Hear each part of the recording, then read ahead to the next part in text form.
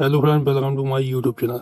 आज मैं आपको बताने वाला हूँ ऋषि मुनि ने क्यों खत्म कराई पराय पुरुष से संतान पैदा करने की नियुक्त प्रथा, क्यों इसे कहा गया खराब। वीडियो को जानने के लिए वीडियो के अंत तक बने रहें। महाभारत काल में पराय पुरुष के जरिए संतान पैदा करने की एक धर्म सम्मत प्रथा थी जिसको नियुक्त कहते थे। पांडव और कौरवों के पिता पांडु और धृतराष्ट्र का जन्म नियुक्त से ही हुआ था। फिर ऐसा ही पांडवों के जन्म के साथ हुआ, लेकिन महाभारत काल के खत्म होने के बाद नियोग परंपरा खत्म होती चली गई। इसे खत्म करने का काम मुख्य तौर पर ऋषि मनु द्वारा कराया गया। जाने क्या थी इसकी वजह। महाभारत के दौर में नियोग प्रथा खूब फली फूली।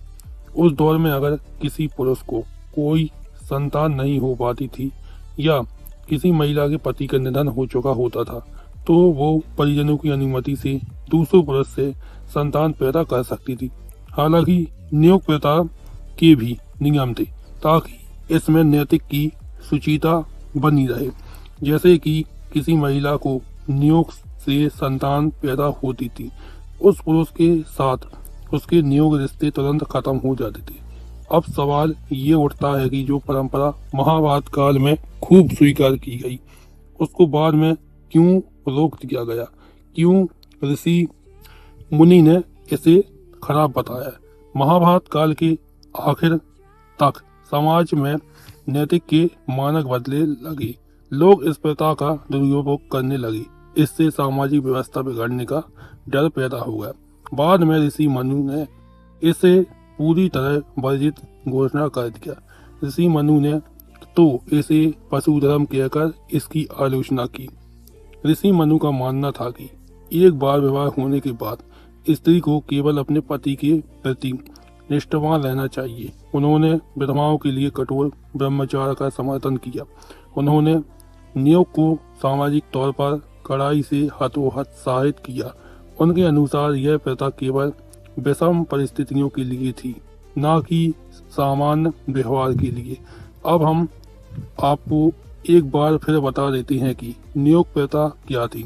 प्राचीन काल की एक ऐसी परंपरा थी जिसमें यदि कोई स्त्री निसंतान हो और उसका पति संतानोत्पत्ति के अक्षम में हो या उसकी मृत्यु हो गई हो तो वह अपने देवर या किसी प्रतिष्ठित ऋषि से केवल संतान प्राप्ति के उद्देश्य से संतान प्राप्ति के लिए संपर्क कर सकती थी।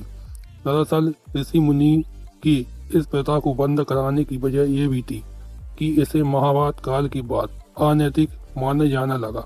इस प्रथा का दुरुपयोग होने लगा। हालांकि ऋषि मुनि ने इसे शुरुआत में नियोग की अनुमति दी थी, लेकिन बाद में उन्होंने खुद ही कड़े शब्द में इसकी निंदा की। उनका मानना था कि यह मनुष्यों के लिए गरिमापूर्ण नहीं है, केवल पशुओं की तरह केवल वंश वृद्धि की जैविक प्रक्रिया है। मनु का तर्क था कि नियोग के नाम पर लोग कामुकता को बढ़ावा दे सकती है।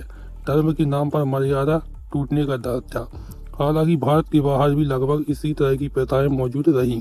समाजशास्त्र में इसे लेविरेट व्यवहार कहा जाता है।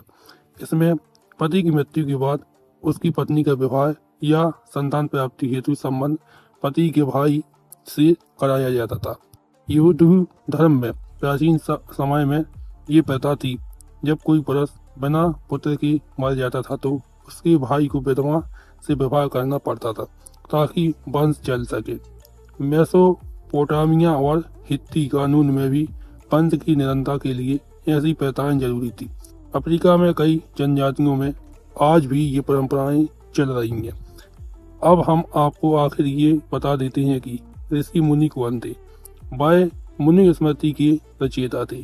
सरल शब्द में कहें तो महर्षि मुनि वह पहले व्यक्ति थे जिन्होंने घोषणा की वंश चलाने के नाम पर स्त्री का किसी अन्य पुरुष के पास जाना उसकी गरिमा व्यवहार की पवित्रता के खिलाफ है।